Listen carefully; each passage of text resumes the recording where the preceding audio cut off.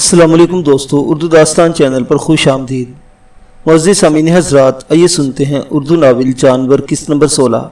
معزز سامعین، آپ سے امید کی جاتی ہے کہ ویڈیو کو لائک کریں اور چینل کو بھی سبسکرائب کر لیں، شکریہ۔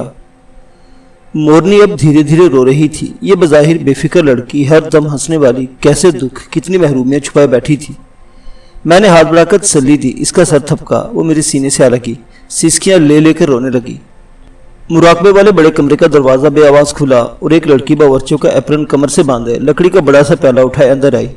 اس نے مورنی کو میرے سینے سے لگے دیکھا اور مسکرائی۔ میں نے آہستہ سے اسے خود سے دور کیا تو آنے والی لڑکی نے دیکھا کہ وہ رو رہی ہے۔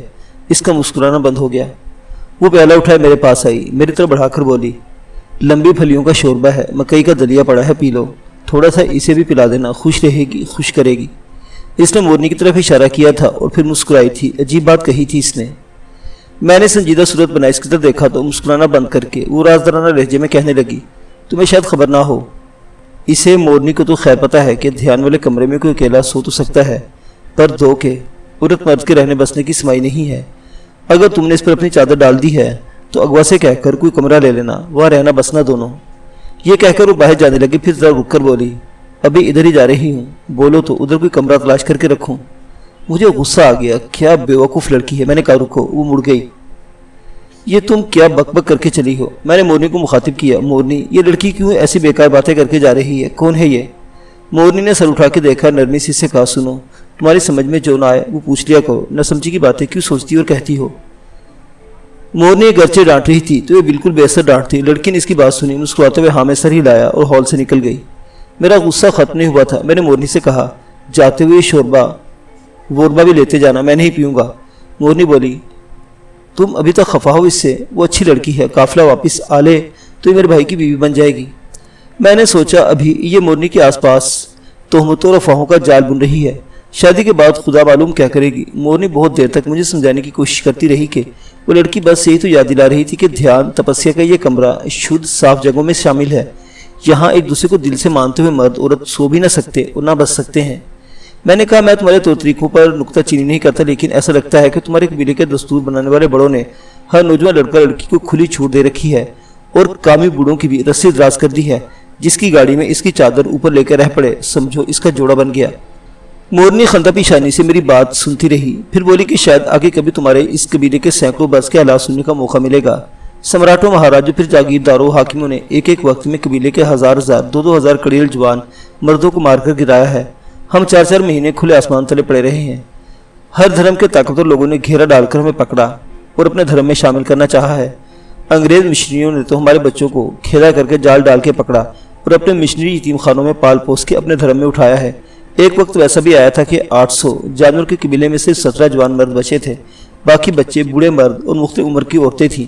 قبیلہ ختم ہی ہو گیا تھا اگر ہم اپنے شادی بیاہ اور پیدائش کے طور طریقوں کو اور اپنی رسموں کو اپنی ضرورت کے حساب سے نہ بناتے۔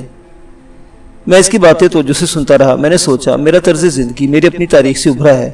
وہ اگر ایسا ہی شکار کیا وہ قبیلہ ہے تو ہو سکتا ہے شدت اور ظلم کے زمانے میں کسی ریاضت فقیر، سادھو یا ساحر نے کائے بدلنے کی قوت حاصل کی ہوگی اور اسے محدود طرز پر اپنے گھرانے میں اپنے اعتماد کے لوگوں میں پھیلا دیا ہوگا، ظلم و زور سے بچنے اور خود کو زندہ رکھنے کے لیے۔ ٹھیک تو ہے، یہ ان کے زندہ رہنے کی ایک سبیل تھی۔ کائے بدلنے کا یہ علم کوئی کھیل تماشا جادوگری نہیں تھا۔ میں نے ان لوگوں پر سختی سے فیصلہ دیا تھا اور میں نے یہ فیصلہ بغیر جانے سنا دیا تھا۔ ٹھیک تو ہے، میں ان کے عذاب کس طرح جان سکتا اگر مورنی اپنی سادہ دلیلوں سے مجھے قائل نہ کر لیتی۔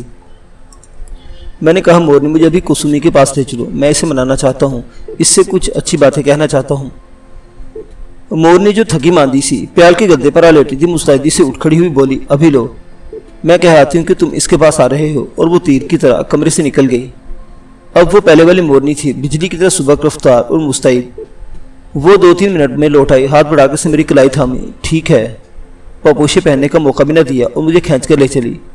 مراقبے دھیان کے کمرے سے باہر برآمدہ سنسان تھا، وہ بے آواز استراداری سے گزرتی کوسومی کے دروازے پر لے گئے اور مجھے اندر دھکا دے کر دروازہ بھیڑتی خود دھیمی آواز میں ہنستی ہوئی چلی گئی۔ کوسومی کمرے میں نئے کھلے ہوئے کمل کے پھول کی طرح مہک تھی اور ساتھ ہی اگربتی کی دھیمی خوشبو تھی۔ کمرے میں ایک سادہ اور بڑی سی چوکی، ایک کرسی اور کتابوں کی چھوٹی الماری، کل اتنی چیزیں تھیں۔ روشنی و ہوا یہاں بھی اس طرح نامعلوم اور کم معلوم ماخذ سے آ رہی تھی۔ کسی قسم کی گھٹن یہاں نہیں تھی، لیکن یہاں کی تازگی بھی نامانوس سی تھی، جیسے کسی کیمیاوی طریقے سے ہوا صاف کی گئی ہو۔ जैसे मैं कमरे में दाखिल हुआ कुसुम उठ खड़ी हुई, मुस्कुराकर बोली, आओ। अब तक इस बात से दुखी हूँ कि तुमने कड़वी से बात कहकर चली आई हूँ, अब तुम आगे हो, ये तुम्हारी बड़ाई है। मैं माफ़ी मांगने आने वाली थी मगर बाजी तुम ले गए। मैंने कहा, कुसुमी, बिहार में रहकर तुम दुनिया तर्क कर देने वालों की सी जुबान बोलने लगी हो। गलती मेरी थी और मैं उज़र पेश करने, अपनी गलती पर शर्मिंदा होने आया हूँ। मुआफ़ी देने का हक़ तुम्हारा है। वो हल्के से हंसी, जो तुम इस वक्त बोलते हो असल में तो भिक्षुओं जैसी जुबान है। खैर, अच्छी बात है, अगर गलती तुम्हारी तो मैं माफ़ करती हूँ, लेकिन गलती क्योंकि मुझसे हुई इसलिए माफ़ कर दो। कुसुमी ने कहते हुए बढ़कर मेरे सर को हाथ लगाया था। वो मुझे मना रही थी, वो मुस्कुरा रही थी और सफ़ेद ताल कमल की भीनी खुशबू से जैसे मैं सुरूर में आ गया था। वो अचानक बोली, तुमने लंबी फलियों का शोरबा नहीं लिया, और मेरे साथ रसोई घर में चलो, हम दोनों के उठने बैठने टहलने के लिए बहुत जगह है। और वो मुझे मुस्कुराती हुई पीछे आने का इशारा करके कमरे से निकल गई। वो मुझे राहदारियों से गुजारती, सीढ़ियाँ चढ़ाती दूसरी मंजिल पर ले गई। यह दिन की रोशनी और ताज़ा हवा थी। मैं खुशबू और ख्वाब के कांधों पर उड़ता वहाँ पहुँचा था। मैं खुश नसीब था कि कुसुमी के साथ था। बिहार का सुई घर अच्छा खासा फैक्ट्री का छप्पर सा लगता था। दीवार के साथ चूल्हों की कतार थी, बंद अलमारियों और खुले रैक थे। रैक जगमगाते पीतल के और कली की कांसी और तांबे के बर्तनों से जगमगा रहे थे। वो लड़की जो मुराकबे के कमरे में शोरबा लेकर आई थी और इसके साथ दो और लड़कियां अपने बांधे किचन में मसरूफ थीं। शोरबा लाने वाली लड़की ने मेरे तरफ शौकी से देखा और कुसुमी के किसी और तरफ की मुतवज्जो होने पर इशारा किया था। इसने हाथ अपने सर को लगाकर मेरी तरफ बढ़ाया था, फिर वो मुस्कुराती हुई घूम गई। मैं समझ गया अपनी गलती पर शर्मिंदा है और मुझे मनाने का इशारा कर रही है। मैं ज़हरीला मुस्कुराया। ये नौजवान कपट और कीना रखना नहीं जानते।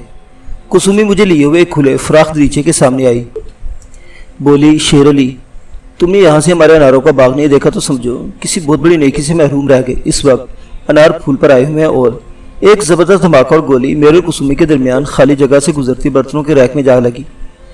मैंने कुसुमी का हाथ पकड़कर झुकाते हुए घुटनों के बल बिठा दिया। इसके साथ ही मैंने चीख कर रसोई में मौजूद दूसरी लड़कियों से बैठ जाने को कहा था। हम इस दरीचे की तरफ रुक किए हुए थे जिससे कुसुमी अनारों की किताब दिखाना चाहती थी कि दूसरी तरफ से दो फायर हुए। दोनों फायर एक डेढ़ बारिश से मिस हो गए, वरना इस वक्त ये कहानी सुनाने को मैं मौजूद न होता।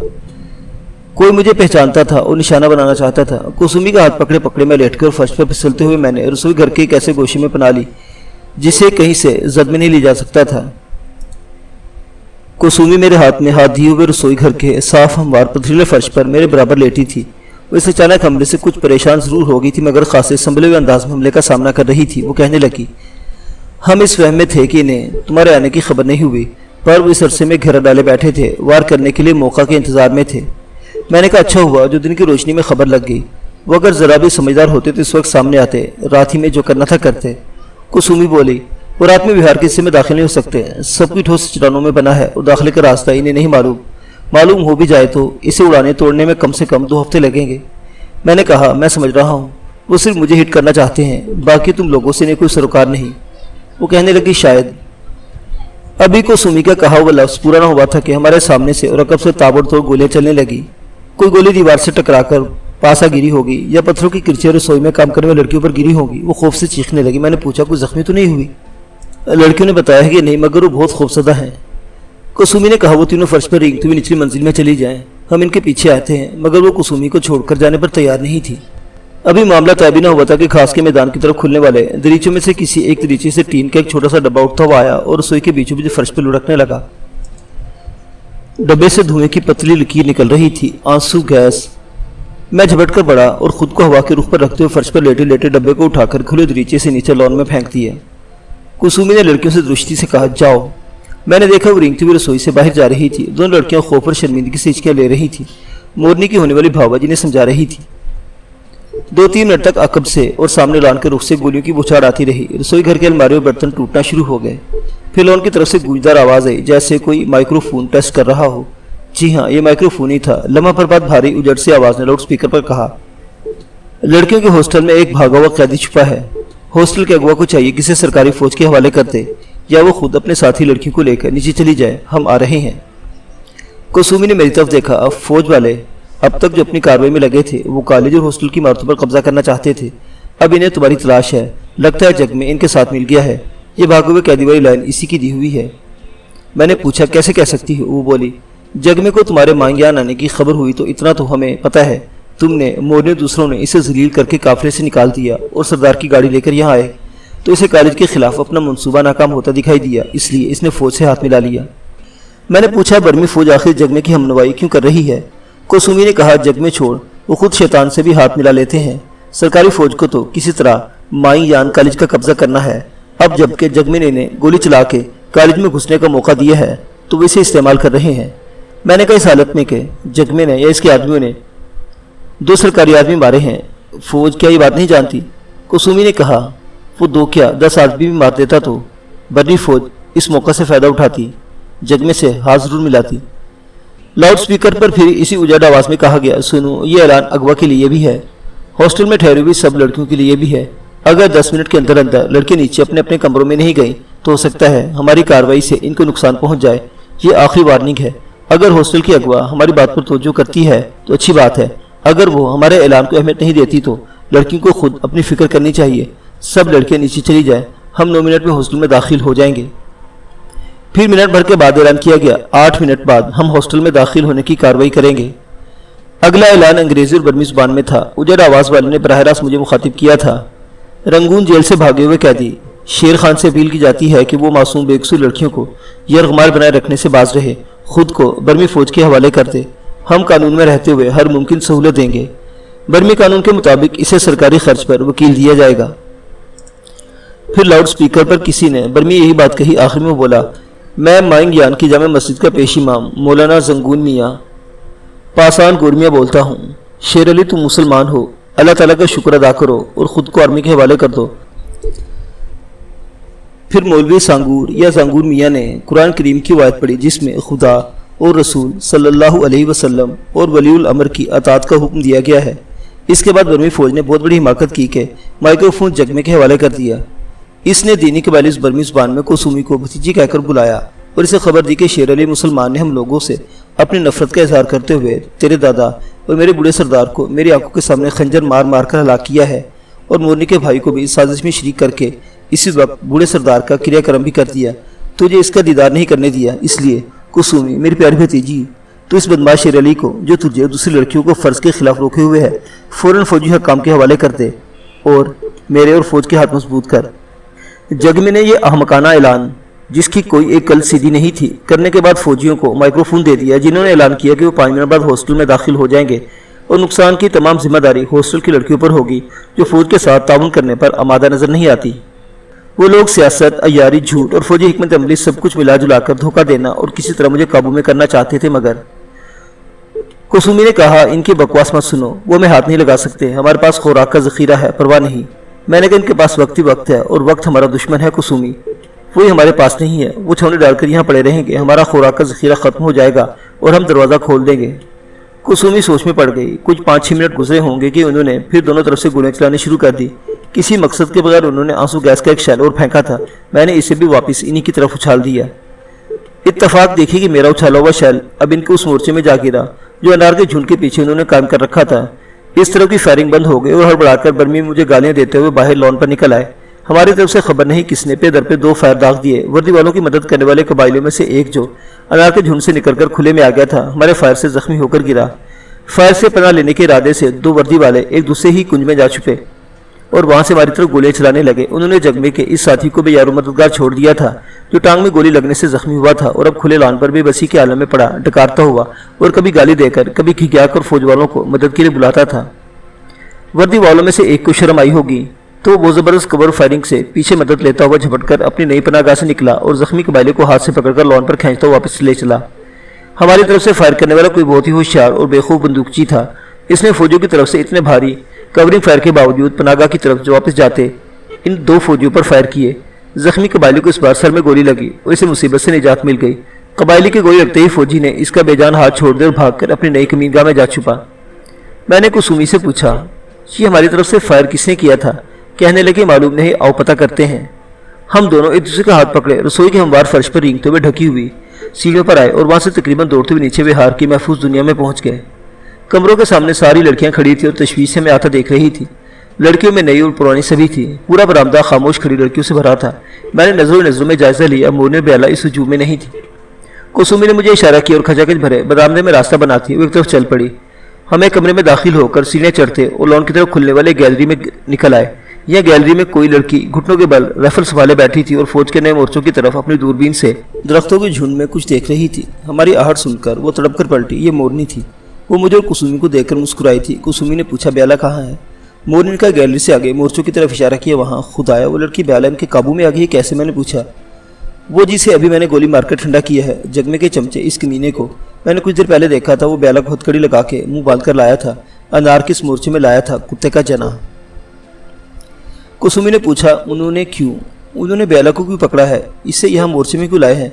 मोरनी ने कहा, सौदेबाजी करना चाहते होंगे। या क्या? कुसुमी ने पूछा। या हराम के जने ब्याला को खराब करने के लिए लाए हैं। कुसुमी के लहजे में बहुत बेतबारी थी। ये कैसे हो सकता है? नामुमकिन। मैंने कहा, नहीं कुसुमी, मैं जानता हूँ इस तरह की फौज सब कुछ कर सकती है। कुसुमी जो आमतौर पर खुद को वकार के साथ और पुरस्कुन रखती थी, एकदम मोरनी की तरफ मुड़ी। तुमने अच्छा किया, इस बेगैरत को गोली मार दी। लाओ दूरबीन मुझे दो। मोरनी ने इसे दूरबीन पकड़ा दी। कुसुमी कुछ देर तक मोर्चे में और उसके गिरदो पेश देखती रही। फिर इसने दूरबीन मेरे हवाले कर दी और मोर्चे की तरफ इशारा किया। वहाँ मैंने दूरबीन आंखों से लगाई और अगले लम्हे शर्म और गुस्से में जैसे लर्ज कर रह गया। उन्होंने अनार के छदरे झुंड के पार रेत की बोरियां जमाकर अपनी गन पोजीशन बनाई थी। रेत भरी बोरियों पर उन्होंने कुछ डाल रखा था। एक नज़र में वो गुलाबी रंग का कपड़ा दिखाई देता था, मगर गौर से देखने पर समझ में आ जाता था कि वो एक इंसानी जिस्म है, कपड़ों से आरी, और वो औरत का जिस्म था। वो ब्याला बाई का जिंदा बदन था। इन कुत्तों को मालूम था कि गैलरी की इस पोजीशन पर जो भी राइफलिया बैठा है, इसके पास दूरबीन है। वो दूरबीन वाले को ये मंजर दिखाना चाहते थे। लम्हे बर्बाद लाउड स्पीकर की नुहूसत भरी आवाज़ सुनाई देने लगी। वो एक रख्त उजड़ लहजे वाला बकवास कर रहा था। कहने लगा, गैलरी वाले हमारे दोस्त को चाहिए कि वो अपनी पोजीशन से दूरबीन लगाकर देख लें। हमारी मजबूरी का इन्हें अंदाज़ा हो जाएगा। हम इनसे अपील करते हैं कि वो भागे हुए कैदी शेर खान को हमारे हवाले कर दें और इस बच्ची, क्या नाम, ब्याला बाई को और दूसरी तमाम बच्चियों को इम्तिहान में ना डालें। मैंने दूरबीन मोरनी के हाथ में थमा दी। इनकी इस बुज़दिली और कमीनगी पर मुझे मुतली होने लगी थी। कुत्ते तो फिर बावकार होते होंगे, वो सूरों बल्कि इनसे भी घिनौनी, किसी चीज़ से ज़्यादा गंदे और लानती थे। मोरनी ने आंखों से दूरबीन लगा ली थी। इसका बदन चढ़ी हुई कमान की तरह तन गया था और राइफल के स्ट्रूक पर जमा हुआ। इसका हाथ किसी हमलावर जानवर की तरह कड़ा होकर हल्के से एक बार लर्ज उठा। फिर अचानक मोरनी ने एक हाथ से दूरबीन लगाए राइफल उठाकर अपने कंधे से लटका ली। मैंने हमला करते कोबरे की तरफ फुंकारते हुए कहा, मोरनी क्या करती हो? वो लरसती आवाज़ में बोली, मैं इस बुज़दिल कुत्ते को हिट करना चाहती हूँ। वो उस पर हावी आ गया है। मैंने इसके राइफल वाले हाथ को गैलरी की रेलिंग पर दबा दिया। पागल हुई हो, फायर मत करो। इतनी दूर से गोली से नहीं लग सकती, ब्याला के लग सकती है गोली। लाउड स्पीकर पर जैसे अपनी जलालत की रनिंग कमेंट्री करते हुए इस करख्त आवाज़ वाले ने कहा, गैलरी वाले हमारे दोस्त ने देख लिया होगा कि हमने किस तरह इस बच्ची ब्याला की तमाम ज़रूरतों का ख्याल रखते हुए अपने एक वॉलंटियर को ब्याला की नहायत पर्सनल ज़रूरत की तकमील के लिए ख़तरे तक में झोंक दिया है। हम जानते हैं गैलरी से हमारे इस वॉलंटियर को निशाना बनाया जा सकता है, लेकिन 18वीं घूघाल डिवीजन की पहली तरचना रेजिमेंट के ये जवान, ये पुरज़म जवान खतरों से खेल।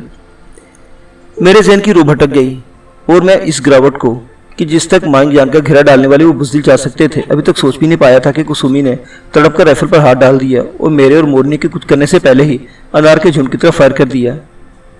कुसुमी ने, जो इतनी पुरअमन, इतनी संजीदा और सोशल लगती थी, एक पुरतशद्दुद कार्रवाई कर डाली। मैं हैरान रह गया और मैं ब्याला की तरफ से फिक्रमंद हो गया। मैंने मोरनी के हाथ से दूरबीन झपट ली।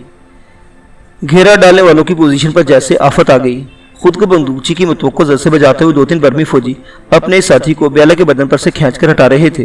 मैंने खूबसूरत होकर देखा, ब्याला का बेदाग बदन खून से सुर्ख होता जा रहा था, मगर इस पर जिस वर्दी पोश को खींचकर हटाया जा रहा था वो भी खून से तर था। मैंने दिल में दुआ की कि वो खून जिसमें ब्याला इस वक्त तर है, खुदा करे कि इस नजस जवान का खून हो, जो यकीनन किसी 18वीं घूघाल डिवीजन की पहली तरचना रेजिमेंट के लिए भी बायसे शर्म होगा। फिर इस मोर्चे से एक LMG और बहुत सी ऑटोमेटिक राइफलों से फायर होने लगे। हम तीनों सीधे आती और चढ़ती गोलियों के जर से बचने को लेट गए। मोरनी ने तशवीश से कहा, कुसुमी, ये तुमने अच्छा नहीं किया। वो गुस्से में ब्याला को ख़त्म भी कर सकते हैं। कुसुमी बोली, वो वैसे भी इसे मार डालेंगे। ब्याला के लिए कुछ करना होगा भी तो। मैंने सोचा, मसलन क्या कर सकते हैं हम लोग। मैंने तेज़ी से मुख्तलिफ मनसूबे बनाता और रद्द करता रहा। इनकी फायरिंग बंद हुई तो लाउड स्पीकर की मकरू आवाज़ आने लगी। गैलरी वाले को मालूम होना चाहिए कि हमारा जवान इसकी गोली से मारा गया है। हमारी तरफ से ये पहला नहीं दूसरा आदमी था। एक और सिविलियन को गैलरी से फायर करके मार दिया गया है। 2 की तादाद हमारी हद होती है, लिहाजा अब वो हद आ चुकी है।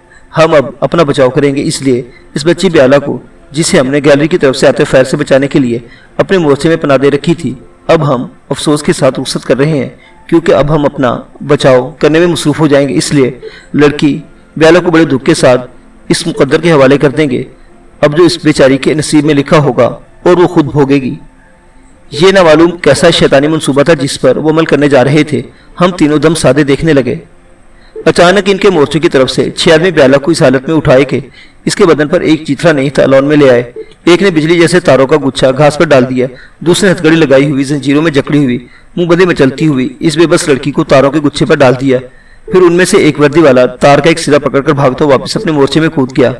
दूसरे फौजी पलक झपकते ही मोर्चे में जा चुके थे। मैंने सोचा ये फ्यूज वायर होगा, अगर इसके एक सिरे पर आग लगा दी जाए तो ऐसा ऐसा जलता हुआ गुच्छे तक आ जाएगा जहां उन्होंने बेला को डाला है।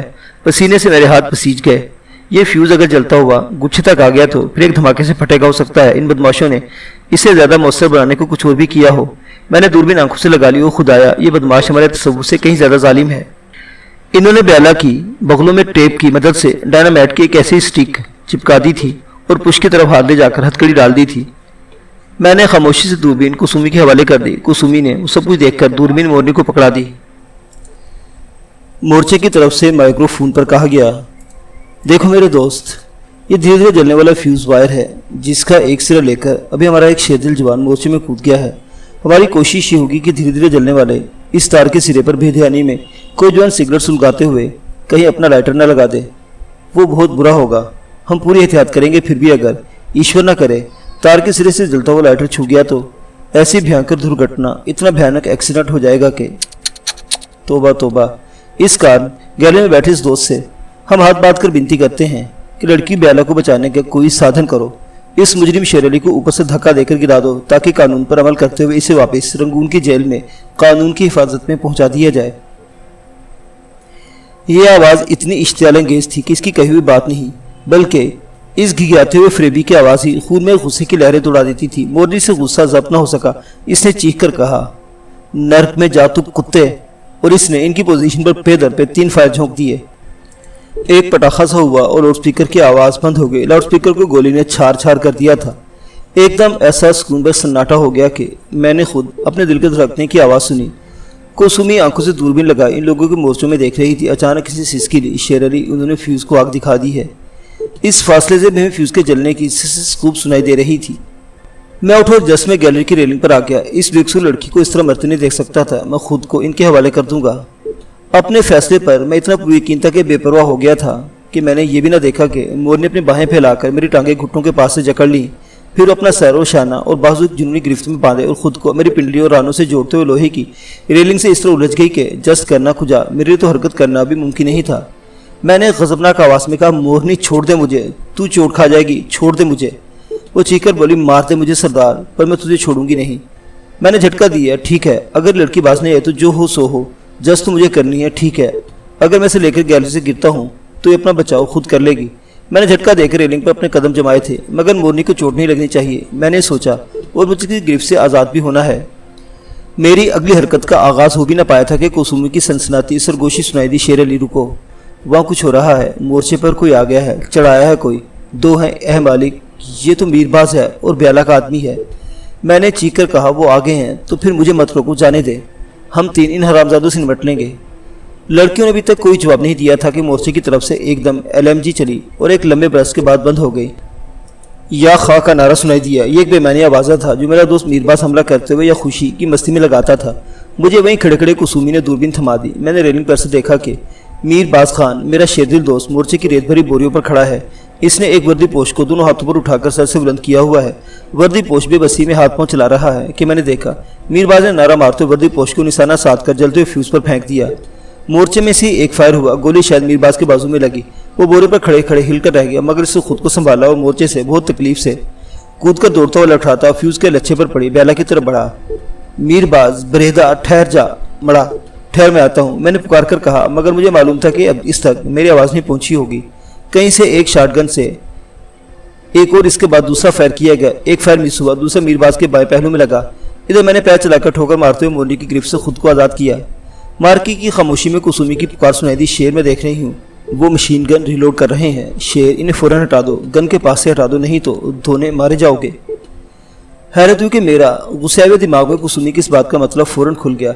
मैं समझ गया वो क्या चाहती है। मैं जान गया कि इस वक्त सिर्फ दिलेरी से काम नहीं चलेगा, इन्हें मशीन गन के पास से फौरन हटाना होगा। میں نے ریلنگ سے ادھر ہی گیلری میں الٹی جست لگائی اور فرش پر جھک کر خود سے کہا، شیر کی کایا میں آجا شیر علی۔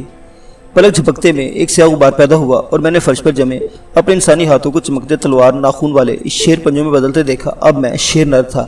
اگلے لمحے میں گیلری کی فولادی ریلنگ پر تھا اور اس سے اگلے پل جست لگا کر پھلواری کے کتے میں، یہاں سے مورچے میری ایک جست کی دوری پر تھا۔